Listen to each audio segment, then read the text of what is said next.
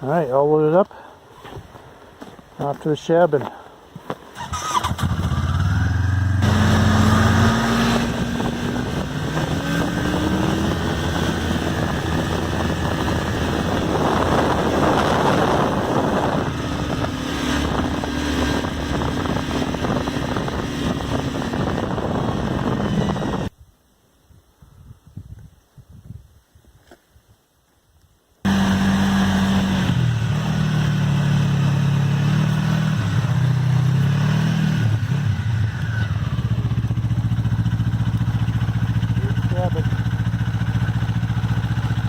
What we've been doing to the Shabbin.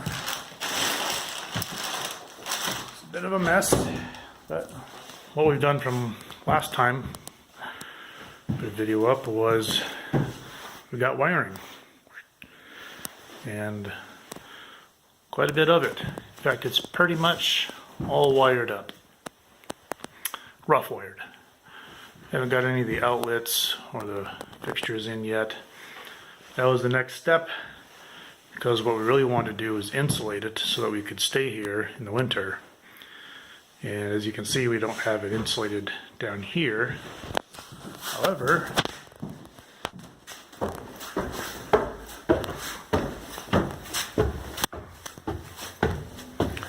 we just got done insulating the top.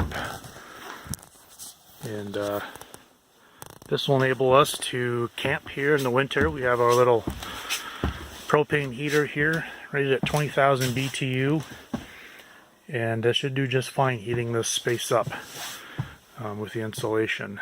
Still have to plastic it, and there's still some couple of odds and ends we have to get squared away, but yeah. Check out the view from up here. Awesome.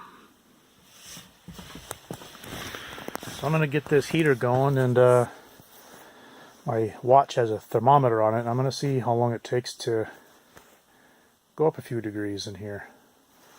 We got her going. It is 11:43, and we'll see how long we get up to temperature. My watch doesn't, because it was on my wrist, it's still reading higher than it actually is, but I'd say it's probably in the low 20s in here. And yeah, we'll see how long it takes to raise a few degrees, get it warm enough to where it's manageable. So one of the problems we have with any kind of off-grid cabin is, of course, power.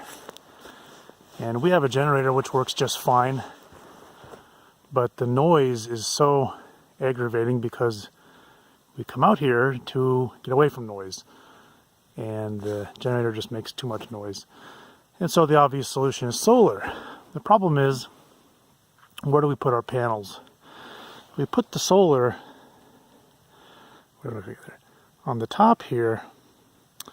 In the summer it's perfect because it's a nice high spot, it's got a good angle, right direction. But in the winter, as you can see, that's not a good spot.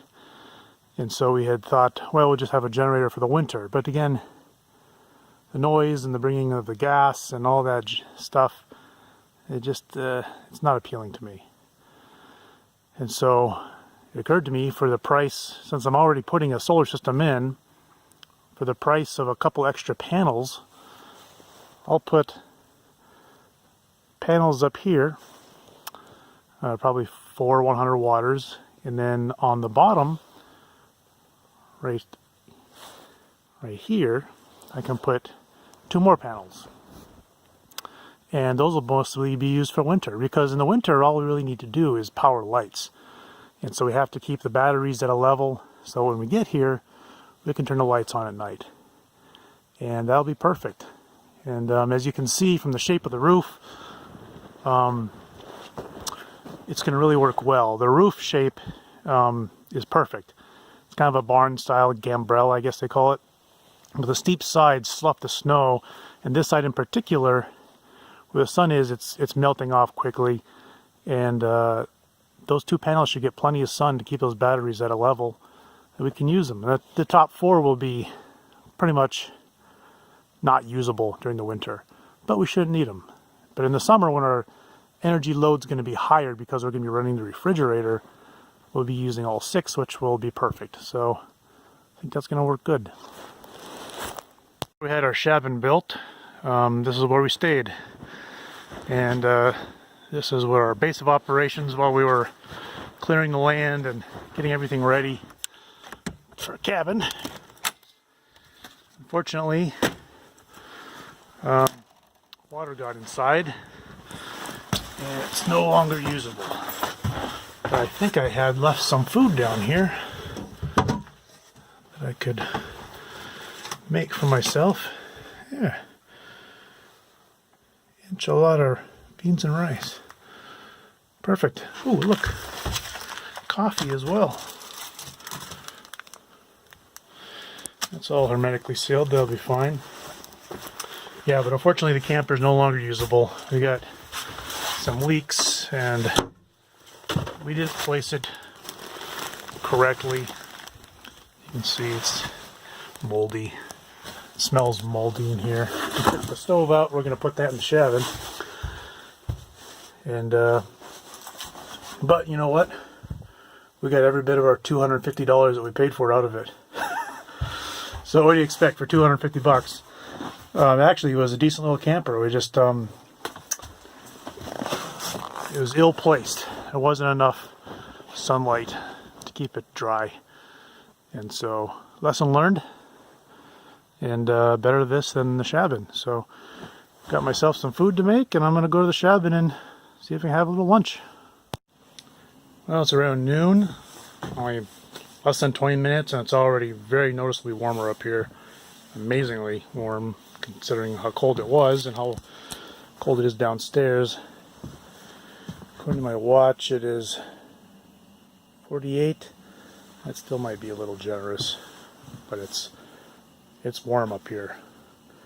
So I even had to crack the window just to make sure to get some of the moisture and the vapors out. My beans and rice cooking. We'll see how that tastes. It is downright toasty already.